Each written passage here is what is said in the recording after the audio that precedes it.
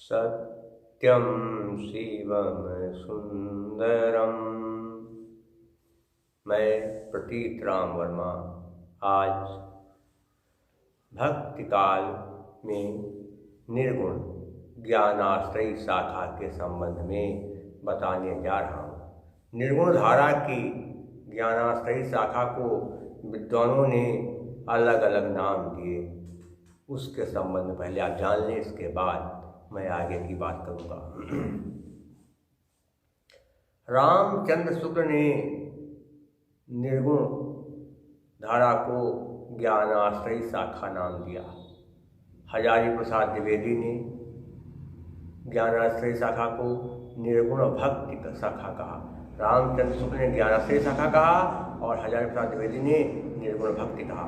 राम कुमार वर्मा, परशुराम चतुर्वेदी और गणपत चंद्र गुप्त ने निर्गुण ज्ञानाश्रयी शाखा को संत काव्य कहा। क्या कहा? संत काव्य। आया है कई बार। संत काव्य धारा के प्रथम कवि के विषय कौन है, इसके विषय में भी मतभेद है। आचार्य रामचंद्र शुक्ल और हजारी प्रसाद द्विवेदी कहते हैं कि संत काव्य धारा के प्रथम कवि कबीरदास जी हैं। गणपत चंद्र गुप्त और राम कुमार वर्मा कहते हैं कि नामदेव हैं। राम चतुर्वेदी भी कहते हैं कबीरदास हैं। तो रामचंद्र शुक्ल ने लिखा है कि निर्गुण मार्ग के प्रवर्तक कबीरदास जी ही थे। हिंदी में भक्त साहित्य की परंपरा का परिवर्तन नामदेव ने किया। महाराष्ट्र के संत परंपरा के आदि कवि मुकुंदराज को माना जाता है। संत परंपरा के आदि कवि मुकुंदराज को माना जाता है। इन्होंने सन 1190 ईस्वी में मराठी का पहला ग्रंथ विवेक सिंधु लिखा। महाराष्ट्र में महानुभाव तथा वारकरी नाम के दो संप्रदाय प्रचलित हैं। महानुभाव संप्रदाय के प्रवर्तक चक्रधर थे और वारकरी संप्रदाय के मूल प्रवर्तक संत पुंडालिक माने जाते हैं। महाराष्ट्र के भक्त संत नामदेव का परिचय थोड़ा समझ लीजिए। ये वारकरी संप्रदाय से संबंधित। कौन? नामदेव का संबंध वारकरी संप्रदाय से था। इनका जन्म 1135 ईस्वी में और मृत्यु 1215 ईस्वी में हुई। ये जाति के दर्जी थे। इनके गुरु का नाम था विसोवा खेचर और इन्होंने मराठी में अभंग लिखा है और हिंदी में गुरु ग्रंथ साहिब लिखा है। नामदेव की हिंदी रचनाओं में सगुण भक्त के पदों की भाषा ब्रज है।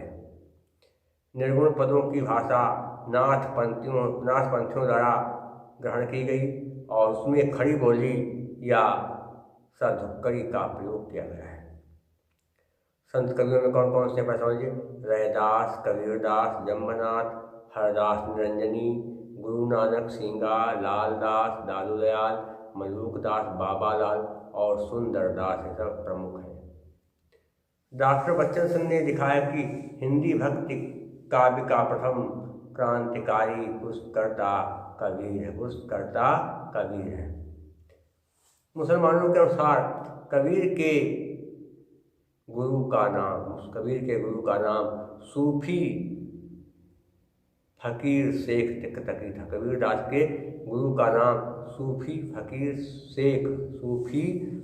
शेख तकी था। वह सिकंदर लोदी के भी गुरु थे। लेकिन हिंदू ग्रंथों में कबीरदास के गुरु रामानंद को माना जाता है। हिंदी ग्रंथ कहते हैं, हिंदू मानते हैं कबीरदास के गुरु रामानंद थे। कबीर की वाणी का संग्रह उनके शिष्य धर्मदास ने बीजक नाम से 1464 ईस्वी में करवाया। बीजक के 3 भाग हैं। क्या है? साखी में दोहे हैं और शब्द में पद हैं और रामायणी में चौपाइयाँ हैं।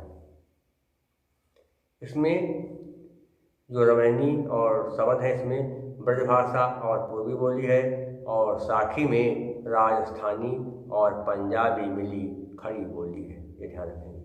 कबीरदास की भाषा को पंचमेल खिचड़ी या सधुक्कड़ी आदि नाम से भी कहा जाता है।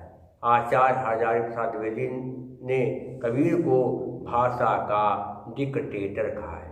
हजारी प्रसाद द्विवेदी ने कबीरदास को भाषा का डिक्टेटर कहा है। रामचंद्र शुक्ल के अनुसार कबीर की वचनावली की सबसे प्राचीन प्रति, कबीरदास की वचनावली सबसे प्राचीन प्रति 1512 ईस्वी में लिखी गई है। कबीरदास के बारे में कहते हैं, भाषा के बारे में श्याम सुंदर दास कहते हैं कि कबीरदास की भाषा पंचमेल खिचड़ी थी। रामचंद्र शुक्ल कहते हैं नहीं, इनकी भाषा सधुक्कड़ी थी। और हजारी प्रसाद द्विवेदी कहते हैं कि भाषा के डिक्टेटर थे। कबीर की वाणियों का सबसे पुराना नमूना गुरु ग्रंथ साहिब में मिलता है। कबीर के संबंध में कई विद्वानों ने अपने अपने कथन भी व्यक्त किए। कहा रामचंद्र शुक्ल ने कहा कि इसमें, रामचंद्र शुक्ल ने कहा था कबीर के बारे में कि इसमें कोई संदेह नहीं कि कबीर ने ठीक मौके पर जनता के उस बड़े भाग को संभाला जो नाथपंथियों के प्रभाव से प्रेम भाव और भक्त रस से शून्य शुष्क पड़ता जा रहा था, ये कहा था। इसके अलावा रामचंद्र ने कहा कि भाषा बहुत परिष्कृत और परिमाणित न होने पर भी कबीर की उक्तियों में कहीं कहीं विलक्षण प्रभाव और चमत्कार है। प्रतिभा में बड़ी प्रखर थी, इसमें कोई संदेह नहीं है।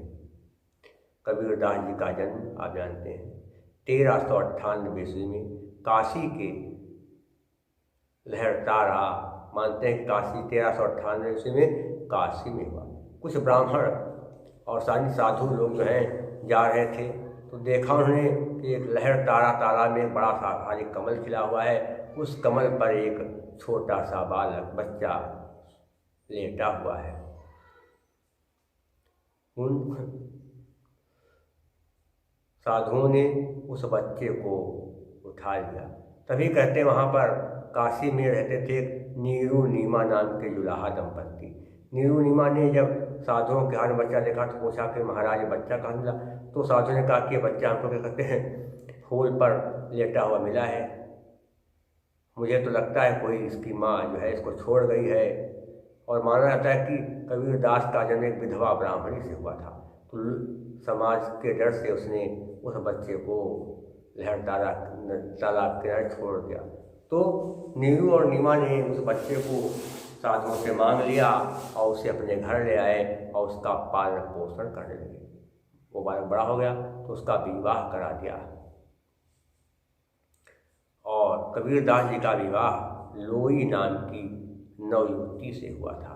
कबीरदास जी ने इसके विषय में दोहा भी लिखा है कि हम हूँ तो नारी करी पाया नहीं विचार, और जब जाना तब हरि परी नारी बड़ा विकार।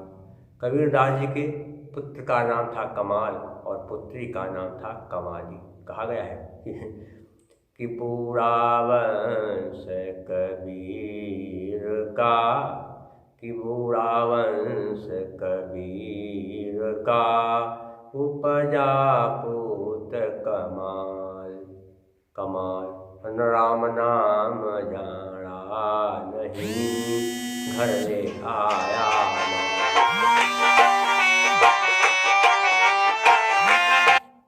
घर ले आया माल।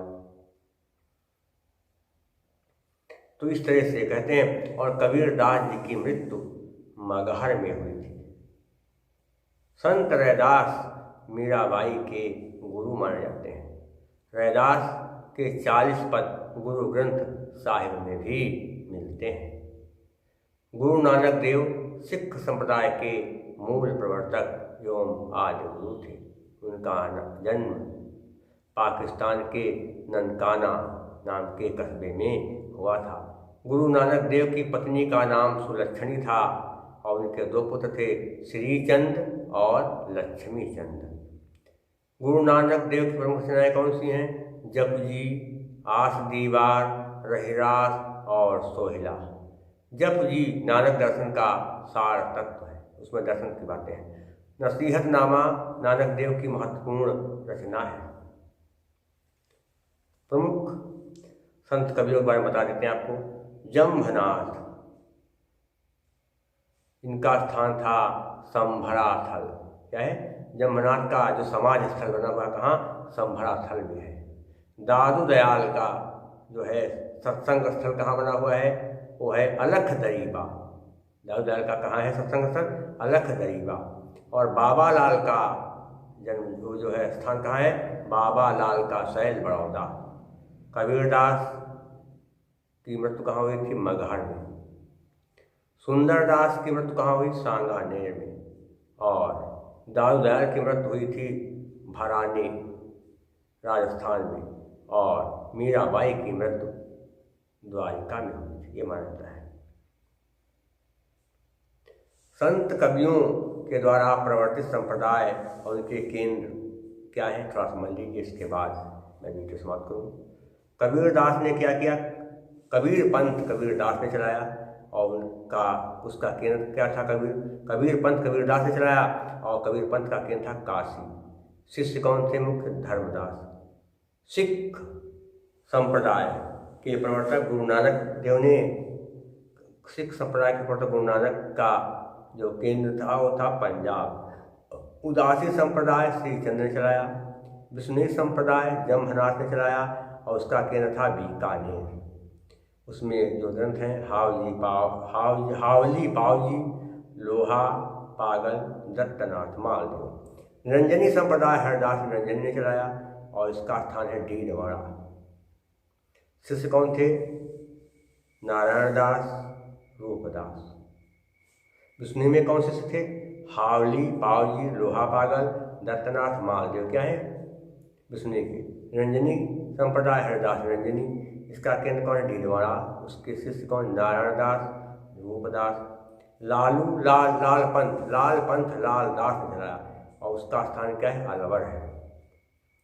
दादू पंथ दादू दयाल ने चलाया जो राजस्थान में था। दादू दयाल के शिष्य थे रज्जब, सुंदरदास, प्रागदास, जनगोपाल। बाबा लाल जी ने बाबा लाल जी संप्रदाय जो बाबा लाली संप्रदाय बाबा लाल ने चलाया, उनका स्थान गुरुदासपुर। और बावरी संप्रदाय जो है बावरी साहिबा ने चलाया। बावरी संप्रदाय बावरी साहिबा ने चलाया। सत्यनामी संप्रदाय जगजीवन दास ने चलाया और उसका स्थान कहाँ है? कोटवा में। जगजीवन दास के गोविंद साहब और भीखा साहब शिष्य थे।